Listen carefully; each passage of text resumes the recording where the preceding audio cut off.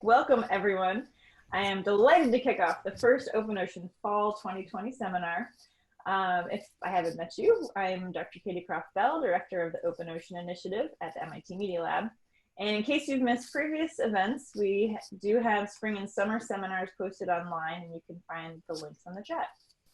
This fall, we are going to explore access and equity in ocean science and recreation, and I'm delighted that Miriam is here for a very first seminar of the fall series, and also consider how these critical components translate to deep sea exploration. So to start us off, I'd like to introduce today's speaker, Miriam Lynch, CEO of Diversity in Aquatics, a nonprofit dedicated to educating, promoting, and supporting swimming, water safety, and healthy aquatic activities in underrepresented populations.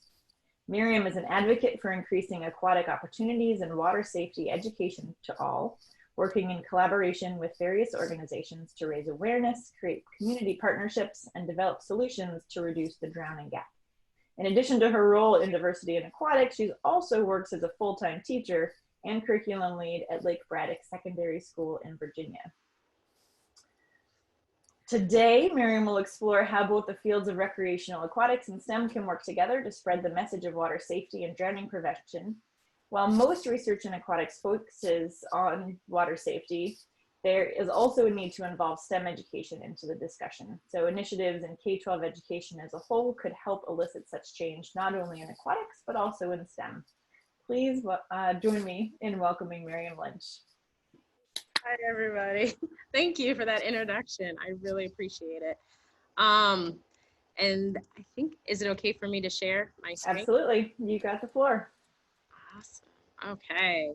So I really like to make these interactive. I do have a presentation that we will follow for today, but as always, please feel free to ask any questions and stop me as you guys go along or want more clarity onto, because each of you come from different viewpoints, lenses, fields of aquatics, and so it'd be great to all work together towards this as we're really developing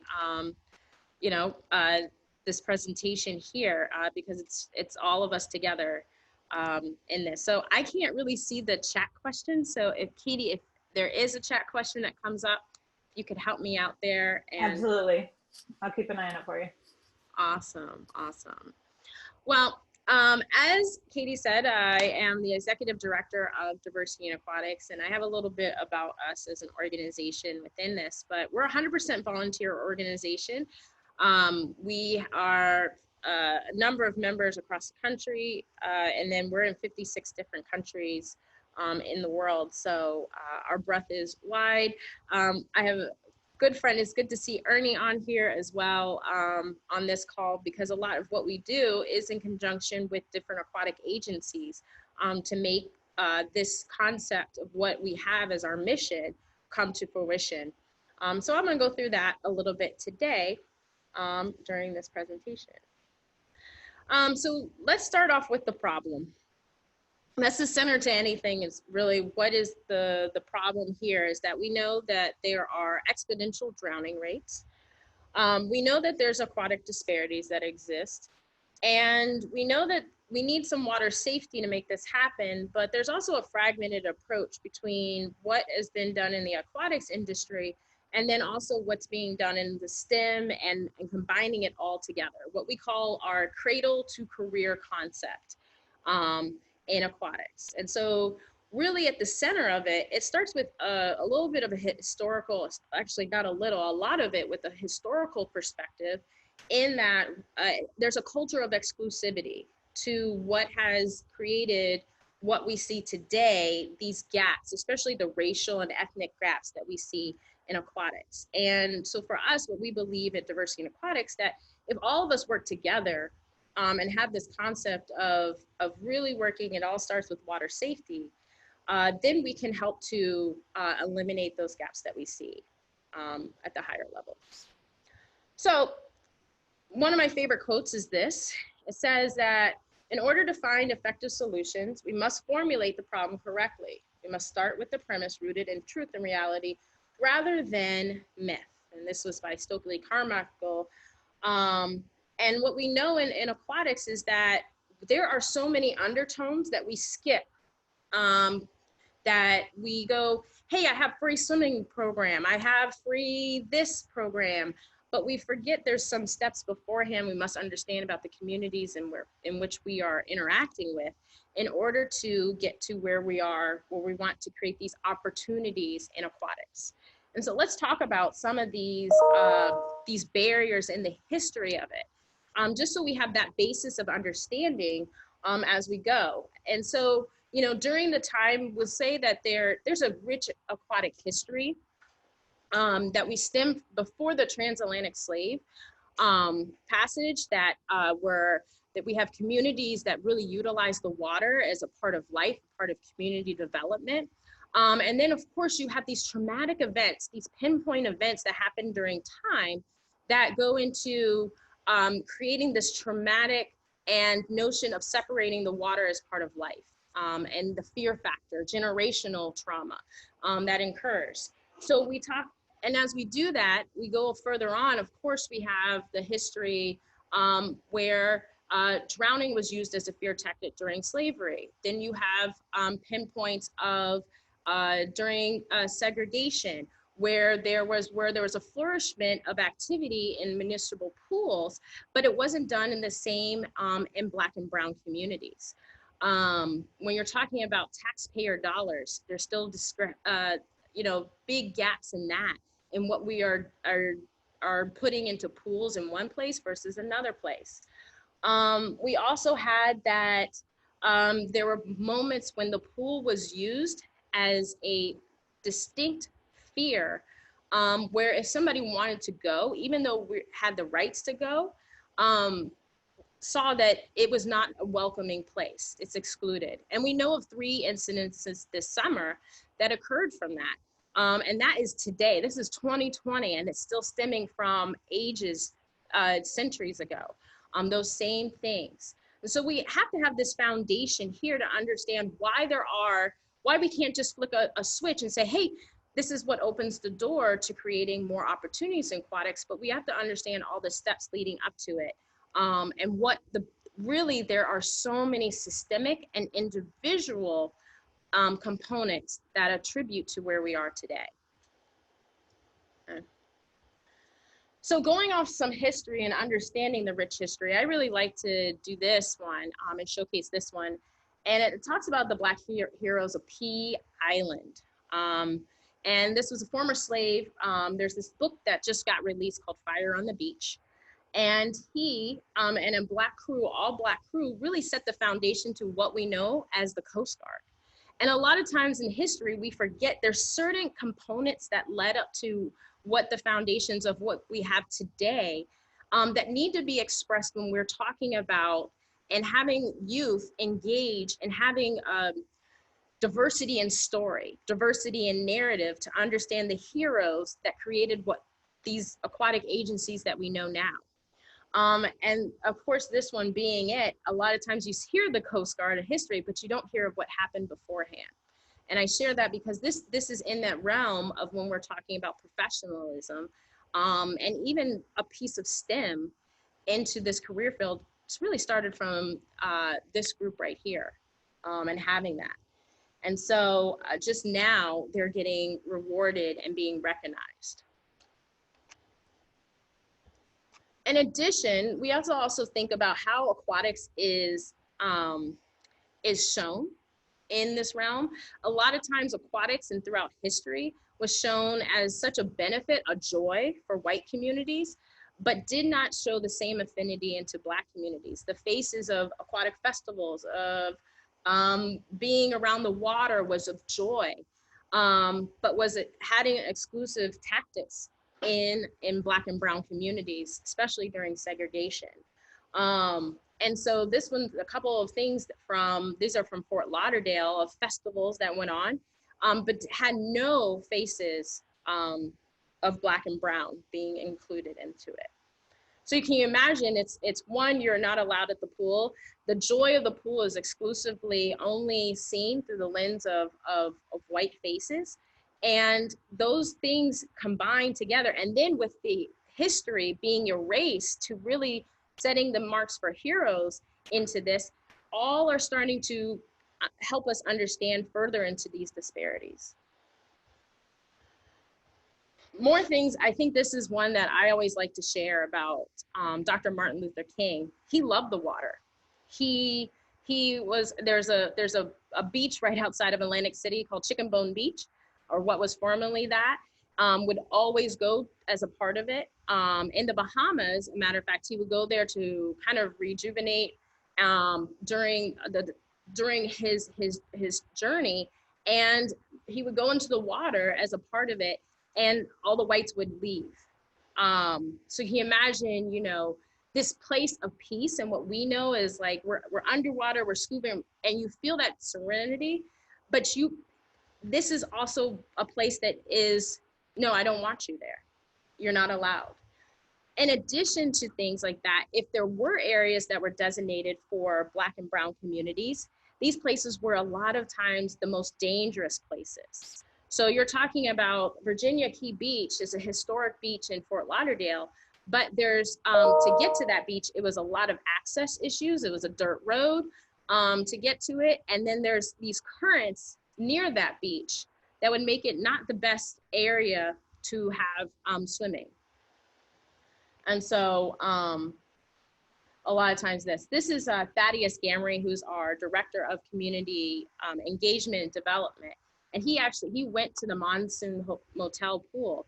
It's also important for us to realize that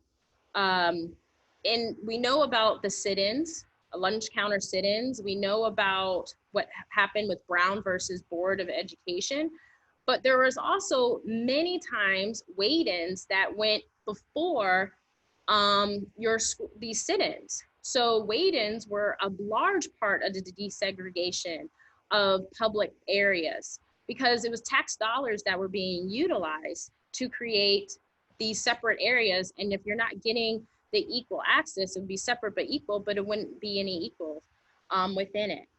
And so this one, of course, we know the historic, and must give a shout out to Miss Mimi Jones, or Dr. Mimi Jones, who is pictured there, who just passed this summer. This picture was one of the ones seen across, which actually helped with the signing of the Civil Rights Bill. That this was enough was enough. Okay. And then another one here where it was just so much of an outrage. Pictures like this were important towards the movement, and the use of the water as a public space was important to the movement. Again, I tell you about these things because in 2020, it hasn't stopped, right? So our own members of part of Diversity in Aquatics encountered racism at the pool.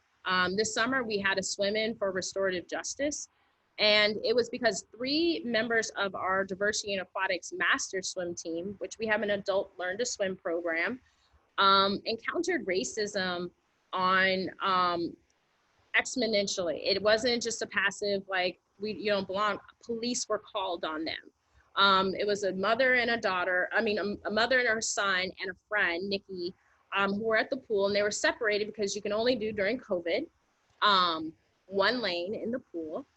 But so the person was in the middle, and Masai and his mom were separated by lanes. And just for us as Diversity in Aquatics is that we wanted people to keep going and keep into the water because one, it was a place of peace, especially during COVID. If your pool was open, that would be the place you could go to and have just tranquility, keep it going, some normalization you want.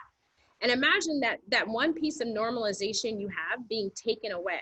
Because what happened is they were just helping each other across the lane. Hey, don't forget, Mom, to pull your stroke like this. Don't forget what Coach Thaddeus said. Make sure you kick your feet. And the woman said that you don't belong here. It was a white woman. She said, you don't belong here. I want you out of the pool.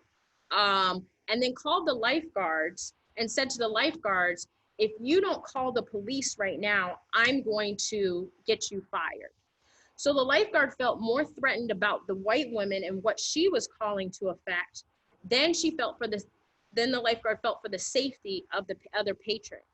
And we have to understand that's the viewpoint many times that Black and Brown families feel in this environment and even more environments, that the safety of a white person is over the safety of our Black and brown community, brothers and sisters. And so if you think about, these are swimmers, and even right now, I will tell you, is G, the person who, the mother, she still hasn't gone back to the pool. That pool particular, she went back for our swim in, but she still is incurring many of the trauma for that, because the police were called on them. And we always know, we know what the narrative right now is, when police are called, and it is from one, you have a lifeguard, and then you have a person who in the community is like, oh, nothing's wrong, let's protect that person and not a Black and brown person. What that would do, traumatic stress on that family in that instance. Okay. And you have things like this. It's becoming, we're not too far from this generation, right? We know of my parents' generation, remembering pools being whites only, and not allowing Blacks to be into that environment. Police being called on youth at a public beach, in the bottom corner on this. My own affinity of how I came into diversity in aquatics and the mission of what I do. I have 2 drowning instances that I know of personally. My uncle drowned. I did not get to meet him, but my mother was very much traumatically affected by it.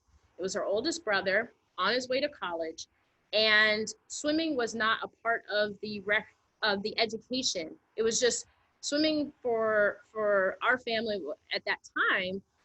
My grandmother tells me in the narration, just stay away from it. Just stay away from the water, you'll be safe. And so when you have that affinity, when you're talking about, you know what, just stay away, what's that going to do? It closes off your ability to get water safety education. Then it closes off the opportunities to participate and learn to swim, which helps you to get to many of the career fields, which we'll talk about in this presentation.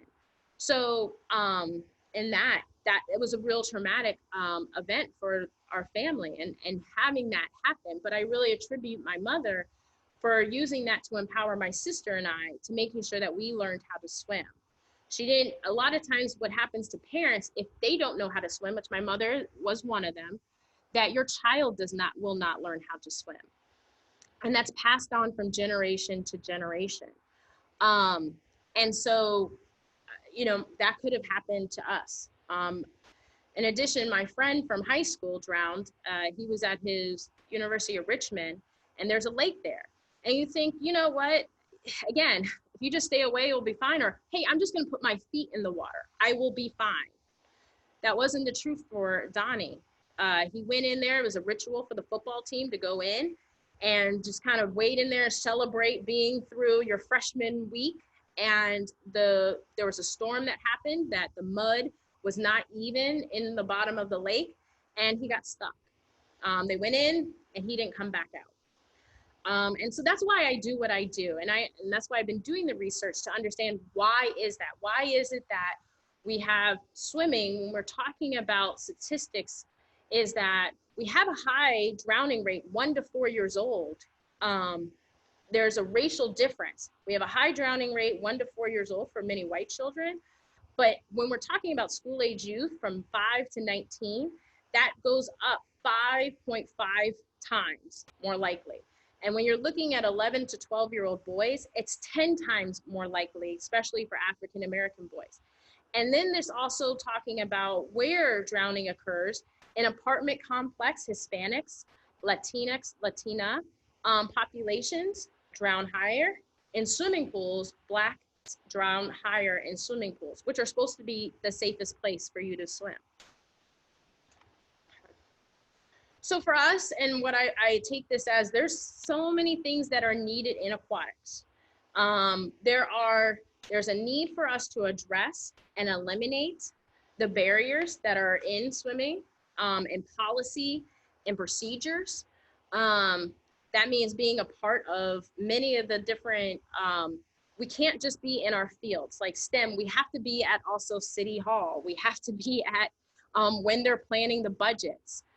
Because many times you'll see, and we see it right now, one of the fights that we're going through is in South Florida, is that they built 2 miles away, a 50-meter pool depth has a large depth, so that, okay, scuba lessons can happen there, diving can happen there. They allocated funds in the city budget for that, but in the Black neighborhood, you're only going to put 4 lanes and the depth level only being about 5 feet. So you can't do diving. You can't do big scuba training, underwater training, and more in it. And the allocation of what is being put into the community isn't equal. So it's still happening today. One of our other biggest things is, let's go outside of the pool. Let's talk about aquatics in the way of from cradle to career. And I've said that before, is that not just a fear tactic, because I did rattle off a lot of statistics that are very fearful, but they're very true, but having the opportunity. One of the things that I've seen from STEM education is this awesome, as a teacher, what I see is, hey, if you learn biology, you're going to be able to earn this much in this field. You're going to be able to participate and be a biologist. You're going to be able to do X, Y, and Z, right? That's what STEM has been able, and especially when we're talking about technology. We're like, oh, if you learn coding in high school, then you can make this much as an IT specialist, coding, web page developer, etc. So what we are trying to do, and what we love from the STEM field, is this concept of going and including water safety into the concept, but having it as a part of, be water safe so you can be a part of all these different fields that are inclusive of aquatics, okay, and how much you can earn. And when we do that, that hopefully can help us curb the drowning disparities, but that also means that we also need to make closer connections to communities. This goes into, a lot of times we go into a community without including the community into effect, okay? And then we also need to address the real traumas. As I said, and that's why I started with the historical part, because we need to understand there's a real trauma there. There are real healing that needs to happen on a community level in order to create a better bridge into this world. We have to include leadership in this. And one thing that we do as part of Diversity in Aquatics with Thaddeus and our Adult Learn to Swim, and why it's been so successful, he's filled on Saturdays, is that he does Qigong. So he's a scuba instructor, but before we even get into the water, he does a whole bunch of Qigong before he gets in there, and which helps to lower the, your heart rate. It helps you to understand kind of what you would feel, and a lot of visualization before you even get into the water. Okay. So for us, why diversity in aquatics and what we do, we want to help to not only save lives, but we want to create those opportunities in aquatics. So I have a short video to kind of show. Yep.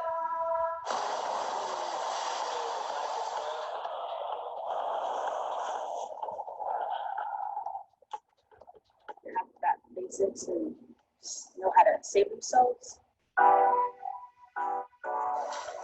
Drowning is the leading cause of death for children in the United States. Our theme is action. Action United. I love swimming! 10 people each day die from unintentional drowning.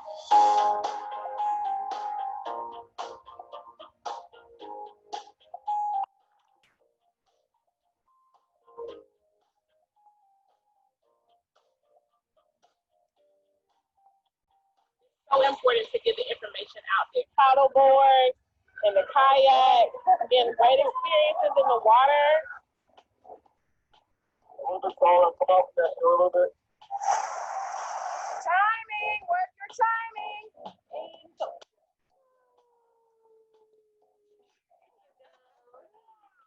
I think diversity just means allowing everyone who wants to be a part of swimming the opportunity to be swimmers.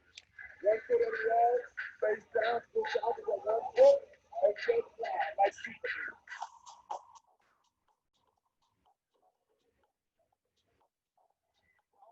Create changes by bringing awareness. Diversity in aquatics believes water safety awareness is the first step.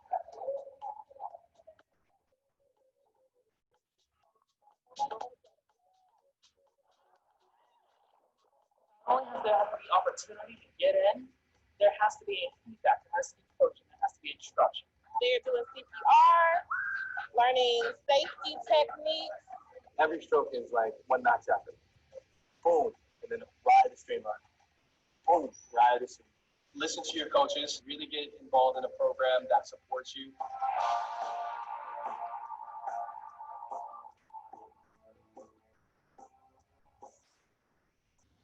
Oh, I switched it to her.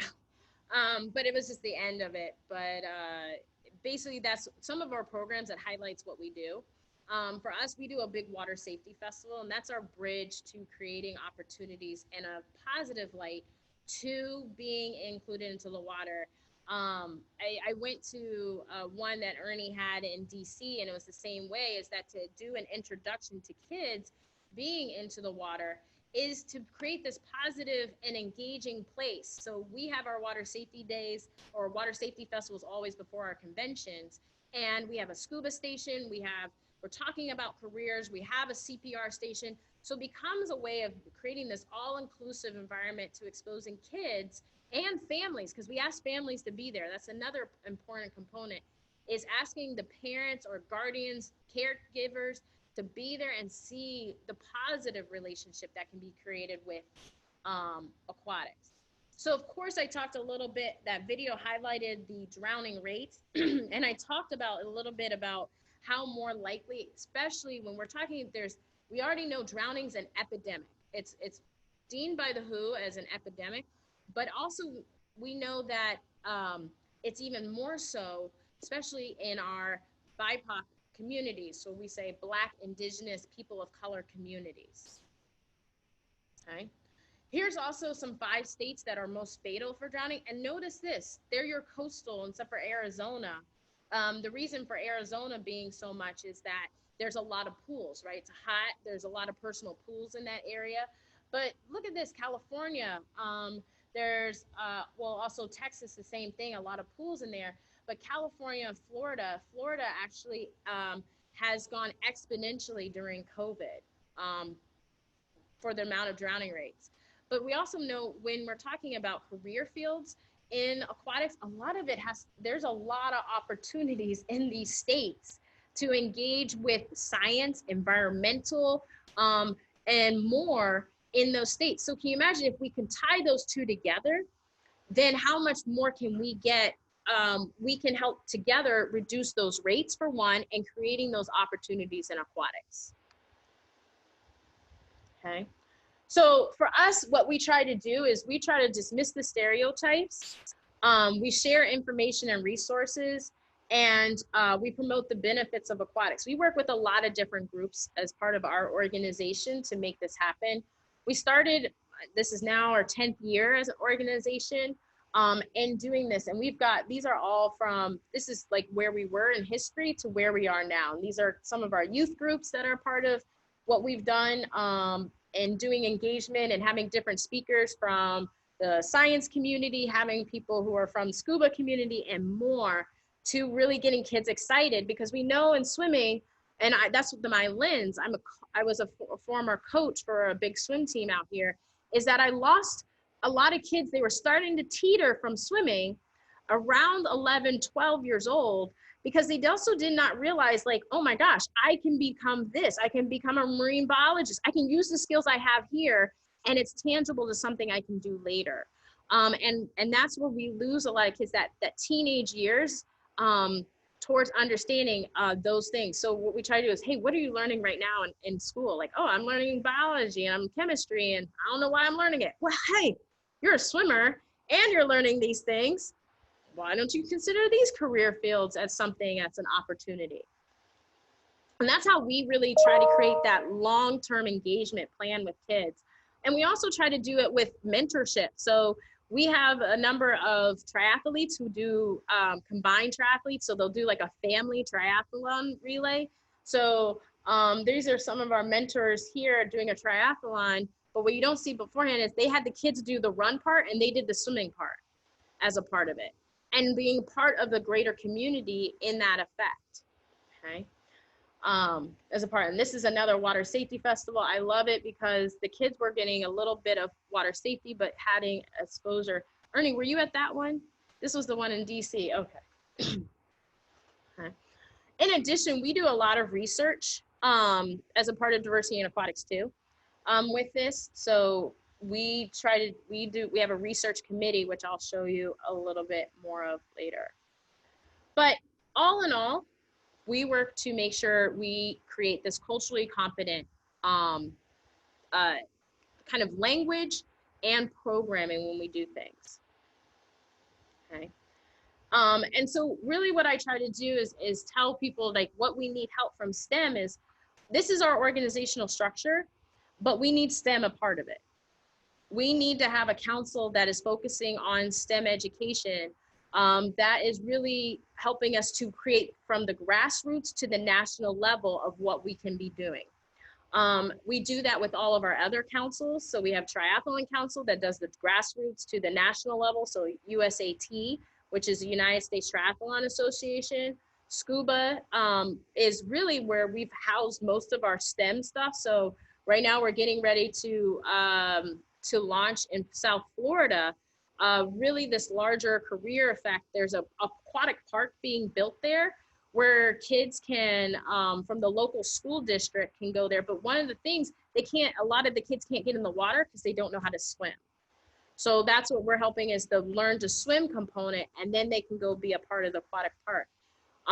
Right here, Katie and I have been talking about and working with kids in this development from the MIT Open Lab is that having kids engage in seeing under the water without being a part of the water, to create that curiosity effect so that kids can say, wow, I love this. I love seeing this. Like Patrick's background, like how cool is that you're logging on and you're seeing what's happening underwater and you're like, man, I want to be a part of it. It's creating this positive affiliation, even though we know the stats are out there, but we're creating this positive affiliation to the water and the curiosity effect, right? Because then it becomes this experimental learning rather than, oh, you don't drown kind of learning, right? We have a purpose to it. We have a tie to it in the water. So we really work on, these are our pillars: educate, promote, and support. And that's what we're trying to do. We're trying to work with fields to do those things. So let's talk about aquatic disparities, especially in the STEM field. And this is one I found for us, we know that we have the disparities in the drowning rates we talked about, but also when we're looking for mentorship, we also have disparities in those, in this field. We have disparities in the number of instructors. We have disparities and great gaps in this field for those who are certifying others. We also know that we have this, when youth who are, even if they are part of Learn to Swim, we have this big drop off that happens and doesn't increase participation towards the other side. So these in aquatics is not exclusive to just aquatics. We need to realize that we're all here together, right? Is that what we see in aquatics is also what we see in STEM education when you look at the stats there, and then it gets even worse when we're talking about gender gaps, is that it's large there as well. So it's all together. What we see in public health, what we see in aquatics, what we see in education, STEM, we have these gaps that exist. So why aren't we working together, right? Why aren't we promoting these things together towards getting into schools and exposing kids to the awesome benefits that aquatics offers, much like what the tech community has done. The tech community has used a lot of money and resources to they say, hey, we want the best and the brightest, but we've got to start on this educational level. We've got to put money back into schools for this. And so that's kind of what our proposal for diversity in aquatics is to the STEM field. And that's how Katie and I got connected as well into this, because we saw those, but we need help into that effect. Because this is what this came from the minorities in science and engineering. And also, I don't like the word minorities, I'll tell you. We also have to work on our language better together, right? Because we're not minorities. As you can see, here we go. It's almost taking a little bit of, and it's growing. In the stats, if we categorize it together, we can say historically excluded communities.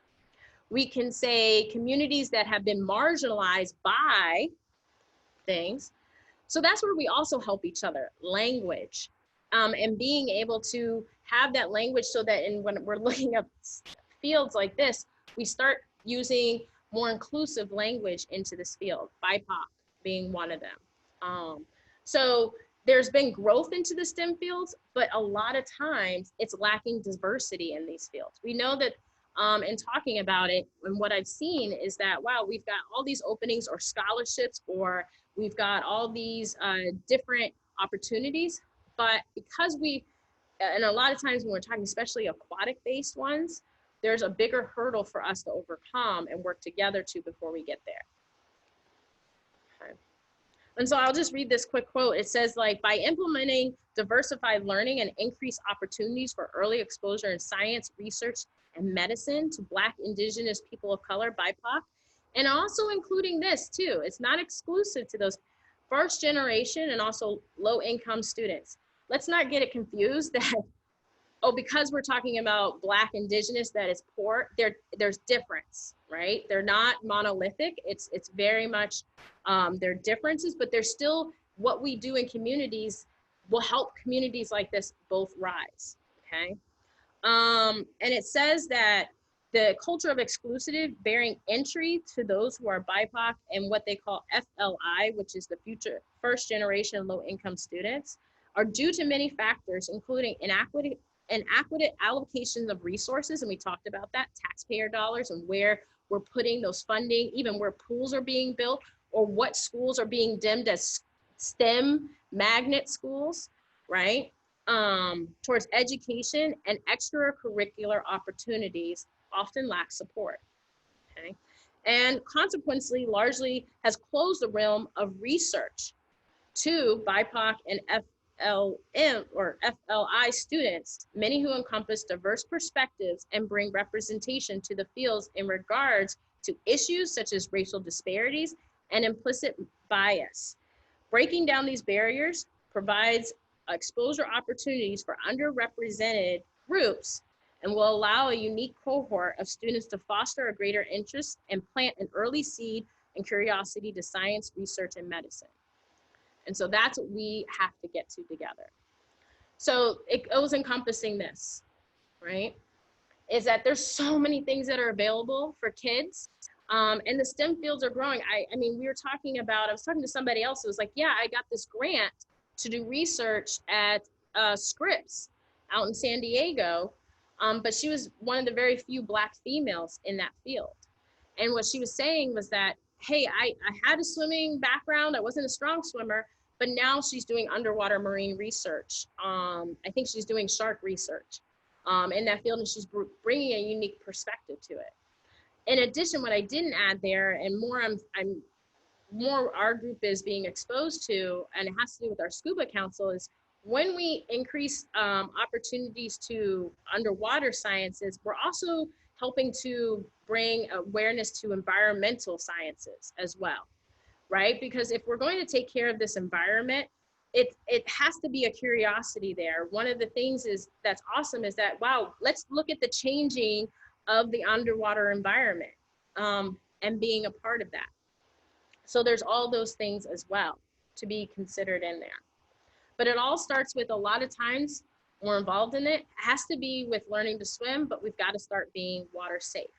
Let's start with water safety outside of the pools to get kids' curiosity about learning to swim. Let's also work with the curiosity of underwaters to getting kids into the water there, to have that opportunities, the dry part, to get us to the wet part. So I like this quote. It comes again: programs do not come out of the minds of one person or two people, but the day-to-day work and out of interaction of organizers and the communities in which they work. And that's this community right here of different STEM professionals, different people who are affiliated with aquatics. We all have to work together towards dismissing this fragmented approach towards having an inclusive approach together that eliminates the barriers, that coordinates with communities and that creates the sustainable programming. Because a lot of times we'll go in communities and we'll leave communities, but we won't stay in communities for the long term. And we have to create long-term plans in order to help. We're not going to see it tomorrow. Like this summer, I've gotten a lot of questions like, hey, what are the 5 steps how we can work with this community? No, it's not 5 steps. It's not just a quick thing. There's a long-term plan in which we have to do and develop to see that seed flourish, that tree flourish. That's why we like using that tree. So one of the things that I see it is a multisectoral approach. We've got to work with schools. We've got to get into schools to make that happen. And I think you guys have a number of programs that would be very much interesting for the aquatics community to be a part of, to getting into schools. And I'll share one of the programs we have that we'd love to have you guys a part of. We have to work with community groups. It's not exclusive about community groups, but you need kind of a gatekeeper into the community and involved. There's nobody better than those who are at the grassroots level to help you navigate communities. There's no one-off. What happens in South Florida isn't the same that can happen where I'm at in Washington, D.C. But there are some things that can mirror. And then we have to work with health and science to developing these things, these programs that will affect youth, families, adults, being inclusive of adults in this. There's different things that we can do together. We can do aquatic events together. I showed you one of them that was on the video of our water safety festival. Being a part of aquatic exposure programs, much like the underwater camera, kids can be in a classroom and seeing the environment, measuring things, monitoring things. What do they see as change? Developing, fear to fun. There's lifeguard candidacy schools. We're trying to do a junior lifeguard program to help kids get, hey, you can get paid this summer if you're a lifeguard. And guess what? That's going to pay you more than working at the store down the street. And so that also, because we know that there's a big affinity, what we've heard from our own membership, I can't say for the industry, a lot of people will say, hey, I used to be a lifeguard. And we should be pulling from that field to help us get further into the STEM field as well. They should be your future underwater welders. They should be your future aquatic engineers or ship captains, and even more, because they already have that tie. They have a lot of the skill sets that's going to be a part of that field, problem solving, all that I remember being a lifeguard myself. And then a couple other things like aquatic team participation, meaning all of us as a team working together towards increasing that piece. There's a lot of different aquatic teams, like a swim team working with a water polo team, a swim team working with scuba, to getting kids and having that, because there's nothing more fun than kids having a day and you just take a break as a swim coach and say, you know what, this weekend, we're going to have a quick scuba lesson. And having that as some of the fun, or we're going to, as scientists, go in and share what we do into a classroom. And more so, you'll see here this is the aquatics kind of like coalition of approach. And these are some of our national partners, but I'll tell you this is what's missing. We don't have a STEM partner. We need a STEM partner to be official into this process. And as you guys saw as part of our organization, and I don't mean just us, of course, I'm gonna give you diversity in aquatics, because that's what I push out. But my bigger partner, I will say this frankly, is that in STEM, each of us that are on this call, or you have colleagues, please connect to a local swimming group. Like it doesn't have to be us. The NDPA, which is the National Drowning Prevention Alliance, connecting to them because they have a large resource of curriculum and more. Connecting to Swims Foundation, who does a number of free swimming classes for kids in South Florida. And more, connecting to any of these that are up here along with it, because a lot of times when you look at who the partners are for these, it's not inclusive of the career fields that somebody can go off once they participate in something like this. So it all starts with, again, the foundation of approach to water safety. Okay. So for us, the way that we do this, we've got two things that are going on right now. One is we've got the Tread for Social Justice, where we are combining together different aquatic agencies together, but we also would love the STEM field to be a part of this as well. To be as advocates and saying what we need to do as there's an intersection. We know the history, right? We know that there's what we need to be aware of the history to understand it, so that we can understand how we can work towards unassembling the systemic parts of it. Like I said, allocation of resources, working together to getting more water safety into schools, because we know that communities who have a lot of resources already have water safety as a part of their programming in schools. But a lot of times communities that are not around water but still need to know it are most affected by it. But there's also other hurdles that they're encompassing as well. But working together to say, hey, we have this program that we can implement, it'd be great. And then, so we work with that for our social justice tread, and it's happening right now. We've got a number of different programs that are signed up for it. But another big way that we love for the STEM community to help us in is what's called International Water Safety Day. And International Water Safety Day, I love telling this story because it happens to be with a scuba diver, is that in South Florida, our partners at Broward County School, they went into a school and he had his whole scuba gear on and did the morning announcements about the 10 water safety rules, right? And he did it in the scuba, like how he did it, I need to get the video, but he went through and was like, hey, meet me in the library. I'll be there from 12 to 2. Ask me all the questions you want about scuba.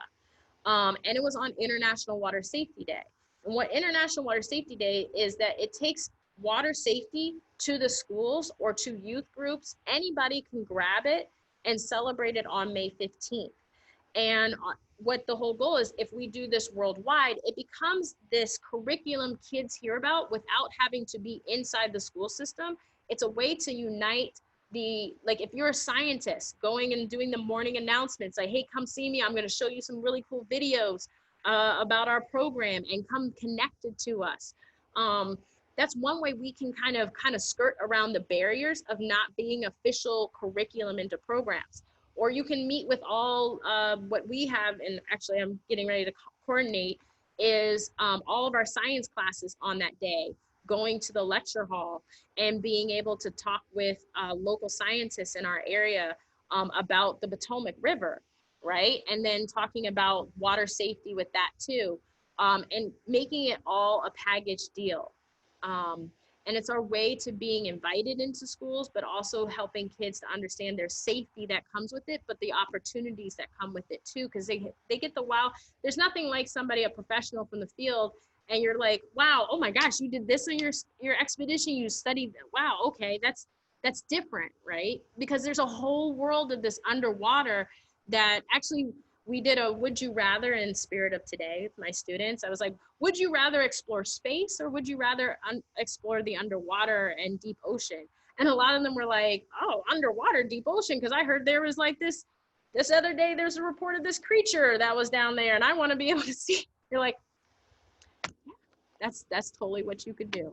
And how cool is that for kids to have that curiosity, and it delineates, it helps you to overcome that fear part too, but also you have to be safe with it. I will say that. You don't want kids to be like, I want to see what's underwater, but I don't know how to swim. And that's why we put international water safety, so you can have that conversation where it goes together. Okay. So again, it starts with this, but it also is inclusive of the people on this call, in addition to all that's part of STEM. We need to do better. I am not an expert on STEM, but I know there's a need for STEM to be a part of this conversation.